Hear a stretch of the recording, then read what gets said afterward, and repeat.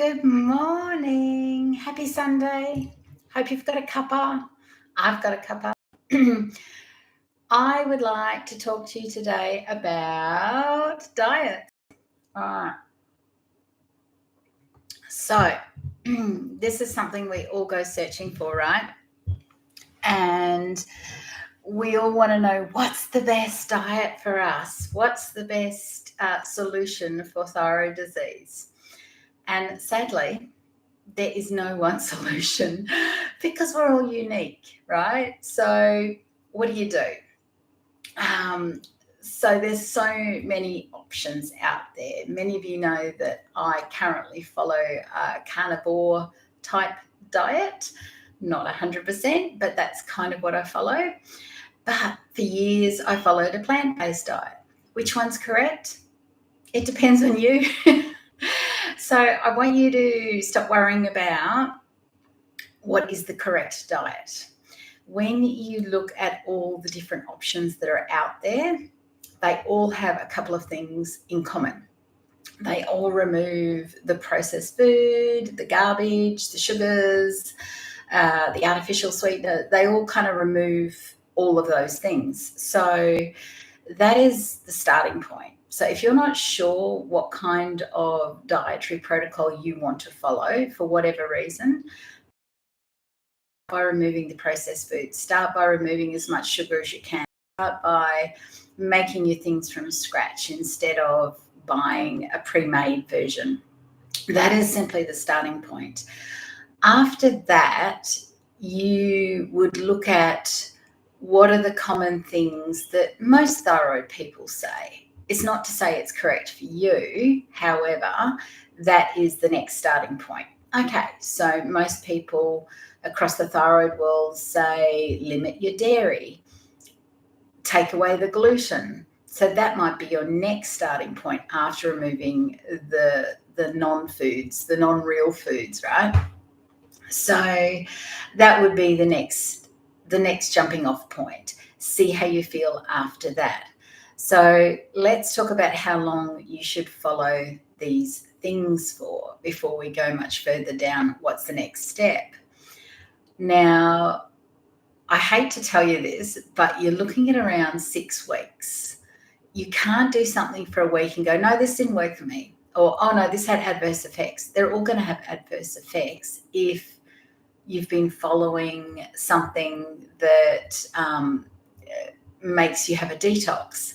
So it doesn't matter whether you go plant-based. It doesn't matter whether you go carnivore. It doesn't matter whether you go keto. It doesn't matter whether you give up coffee. All of those things are going to cause a detox in your body of some description. So you're going to probably feel crappy to begin with, no matter what you change. So you can't do it in such a short amount of time that you wonder, oh no, this doesn't work for me. So 6 weeks. 6 weeks, you've got to try something before you even begin to go, no, this isn't working for me. Oh no, something's happening here. And 6 weeks also is the amount of time it takes that your thyroid medication may need changing. So doctors generally will check your thyroid every 6 weeks if you're making major changes.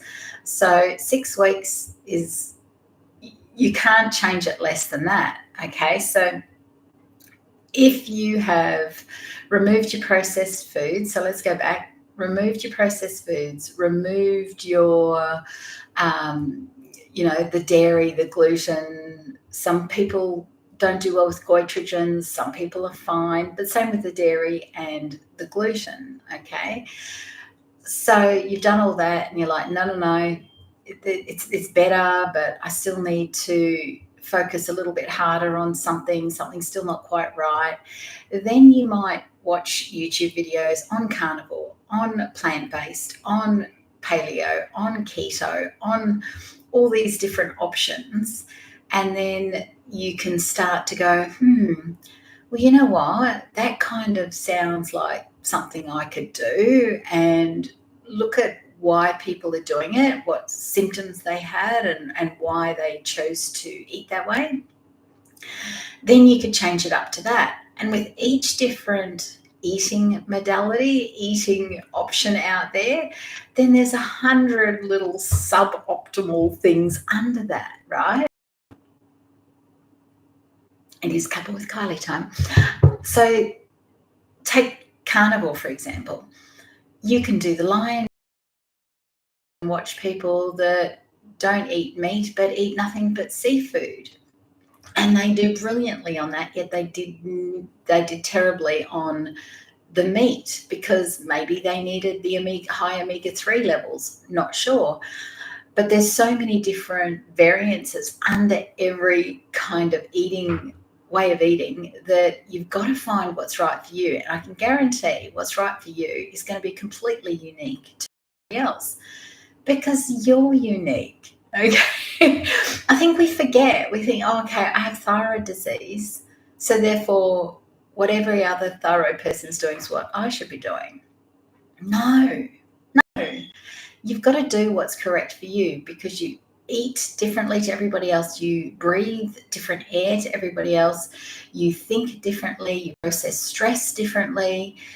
You are unique. So therefore, everything that you try to instill in your life, in your eating, has to be unique for you. And you need to be looking at, is it going to be a long-term viable option? There's no point in saying, all right, I'm going to be plant-based if you live in a really cold environment where fresh fruit and veggies are just in short supply. There's no point in being a carnivore if you don't like meat, but you're going to do it because you've seen lots of thyroid people reverse their thyroid disease with carnivore. You've got to find what works for you and what's going to work for you long-term, right? So this is... It sounds very simplified and it sounds really, what's the word? It sounds like, oh yeah, of course. It's simple, but it's difficult because it requires you to really listen to your own body. It requires your own jigsaw puzzle rather than just such and such doing, I'll just do that. Okay? You can absolutely start with what such and such is doing and tweak it from there. But 6 weeks, you need to try something and then tweak it. Okay.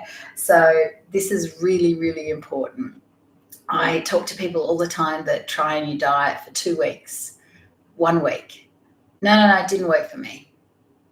I've watched carnivore videos where people have put on weight for the first 6 months, stuck with it because their body was healing. They didn't have time to be dealing with the weight because there was other things going on. And then after 6 months, they started to just lose weight, eating the same way, started to lose weight and eventually lost all the weight. So it's really, really important to be willing to go the journey, go the distance on what you choose. And what you choose has to be something that is sustainable for where you live, your food tastes, how you cook, the people around you. And I'm going to talk about the people around you because it's really important to keep in mind that this is for you, right? This is for you. It's about what you want to eat. It doesn't matter what the rest of the family's eating. If you're going to put yourself first, put yourself first. Okay, I talk about this all the time, and I talk about the fact that I have pretty much always cooked separate meals for my family because I chose to eat a certain way, and I didn't feel like I should force my whole family to eat a certain way because they're unique as well. They need to eat what feels good for them. And all the years that I ate plant-based, they weren't going to eat that. That didn't feel good to them. My husband needed meat, right? So you can't do that with other people. So let's remember that you're an experiment. You're the only one interested in doing an experiment on you. Your doctor will run experiments, but he or she will not really be invested in the outcome. You're the only one invested in the outcome of your experiment. So I really, really want you to try yourself an experiment. Keep a diary. If you're going to choose something, say you decide, oh, Kylie's doing carnivore. She says she feels great. I'm going to have a go at that. Great. Do you like me? Not do well with dairy already? Because it sits better on me now than it used to. It used to give me anxiety, but now not so bad. Now it's okay, but I still limit what I have. So my variation of this diet has very little dairy, whereas some carnivores are full on dairy. Some keto people are full on of the cheese, the chaffles, those sorts of things. Delicious. I don't do well on them. So I know that about myself because I experiment and I keep a diary. Okay. If you're going to do this for 6 weeks, you must keep a diary because you will forget how you feel. I can guarantee you there's a reason that naturopaths, when they come in, take notes, and doctors take notes of what you said last time you were there. And that's because you forget. I've had people come in front of me and they'll say, oh, no, really no change. I feel the same. And then I'll look at my notes and I'll say, how are the headaches? Oh, actually, no, I haven't had a headache for a while. Oh, how's the pain in your wrist? Oh, I forgot about that. That's gone. Okay, you forget. As soon as I think we're designed to forget pain. That's why women go for a second baby because they forget the pain of the first one. Okay, so we forget. So unless we're taking notes, very specific notes, because you're the experiment, when you're running an experiment, you keep very intricate lab notes of what's going on so that you can spot any changes. So you need to do that and commit to, I'm going to try this. And then when you get to the end of 6 weeks, you reevaluate. You go, right, this happened, that happened. Okay, so I felt better the days I ate seafood because that's carnivore seafood. Oh, maybe I should have, a different ratio, more seafood to meat. Oh, I felt better the day I had chicken but with butter rather than, the beef, the high-fat beef. Figure out what works for you. On a plant-based diet, I felt better the days I had more legumes. I felt worse the day I had more legumes. It doesn't matter what your protocol is. You've still got, there's different variances in every protocol. Okay, so how do you do this over Christmas? How do you do this over holidays? How do you pick a 6 week and do it around all your friends, family, because there's always something that comes up, right? Always. And you say to yourself, I can't do that because, such and such's birthday's coming and nobody will understand. Here's what you do. You suddenly, in front of your friends and family, absolutely crave this new food. You absolutely crave, something. Say okay, I'm going to pick me because it's carnivore. I'm like, okay, so what do I take to the family lunches, whatever? I bring all the carnivore stuff as my contribution because generally these days everyone contributes. And you just go, I've got a thing about eggs lately. I don't know what it is, but I love them. Because here's the thing with your friends and family. They want you to be happy. If they think you're doing something that's making you miserable, they're going to want to talk you out of it. Guaranteed. If you're giving up coffee and you go to a coffee shop and you say, I really want a cappuccino, cheers to that. I really want a cappuccino, but I've got to have peppermint tea because I'm trying to be good, or I'm trying to, fix my thyroid, or I'm trying to whatever. Your friends are going to go, no, have the cappuccino. You deserve it. Same as at a meal. Oh, no, I'm really trying to remove the carbs, so I'm going to have the eggs Benedict without the sourdough, No, you can have sourdough because sourdough is fermented and it's fine for you. Go on, have that. They're going to try and talk you into it. Because they love you. They want you to be happy, right? That's human nature. We want our friends and our loved ones to be happy and to eat what makes them happy. B, you may trigger something in them that they know they should be giving up certain foods because they know it makes them feel bad.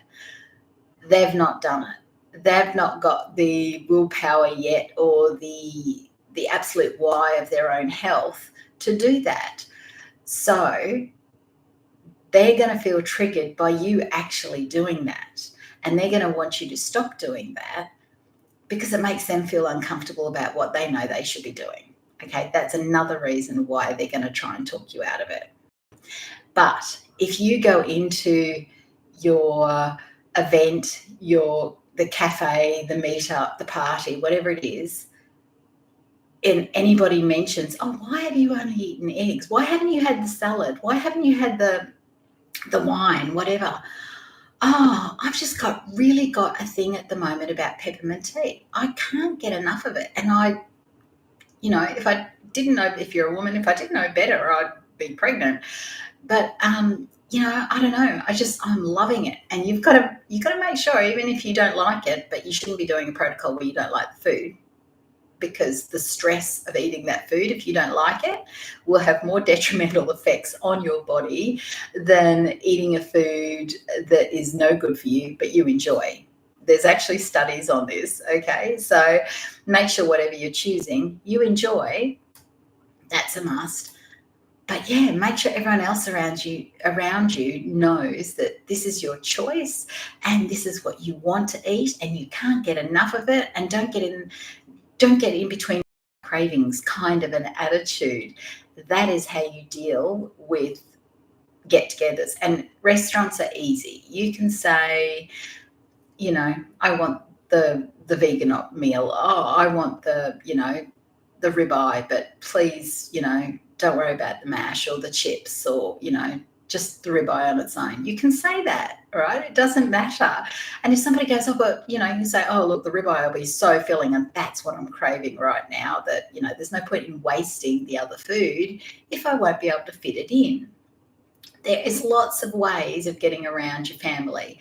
Choose restaurants, choose places that you want to go and eat that are go to the Brazilian steakhouse if you're carnivore. Go to the latest little vegan place if you're plant-based. Choose those places. You don't have to tell people you've gone plant-based. You don't have to tell people you've gone carnivore. Keep that to yourself. Make moves in silence, okay? But just make sure everybody knows that you're choosing this because your taste buds are choosing this. Any other reason you give them about health, wellness, losing weight, feeling better, not going to want that, because that will trigger their own issues. All right, so this is really, really important, that you are your biggest actor in this respect if you want to do this, no matter what the time of year, no matter what comes up, because something will always come up, right? So that's it. I've got my list here, and that is how you find your unique dietary solution. Pick a protocol that appeals to you, that works with your lifestyle, your environment, that you think you could do long term. Do it for 6 weeks, track it, see how you feel, and then come back and go, right, I did it for 6 weeks, I felt good, but this happened, but that happened. And then, I was really fatigued, or, this happened. So then you tweak it. Nobody is coming to fix you. It's up to you to do this, okay? I hate to say it, but this is what you have to do. All right, so that's it from me this week. I'm here to say I'm going to continue to do this every Sunday morning. So whatever this time is for you, so 20 minutes ago, 7 o'clock, whatever time this is for you, that's what I'm going to do. And I'm committing to this for a year, because I'd love to create a community of people that show up and we all talk about how we're navigating our way through thyroid disease. So same again, don't try something for a week and go, oh, nobody showed up. Okay, so morning. So somebody showed up, my mum. So it doesn't matter. It doesn't matter what you're trying. You've got to give it a fair amount of time before you can decide whether or not it's not going to work. So for these Sunday mornings, Cuppas with Kylie, and I'll show my mum because she's the one that gave me this cup when I was 10 years old. So going on to 44 years old, this mug. And so we're going to keep going with our Sunday morning cuppas and see what comes of it. See if we can create a community where we're all talking to one another. All right, I am going to chuff off and go for a walk with my husband now. I hope you have a great day wherever you are. Mum, I hope you have a great day. It's still around. Yes, I carry it with me to every workplace. And since home is my workplace, it's amazing, isn't it? It never breaks. Like everywhere I go, I pack it up and I think, oh, one of these days it'll break. But I guess 44 years ago, they make these cups stronger than what they do now. I don't know.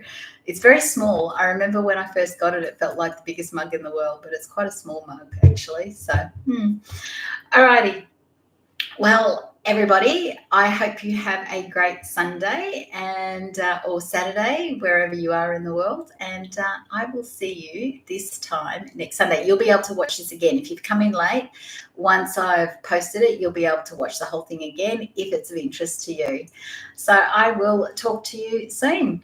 Have a great week. Bye.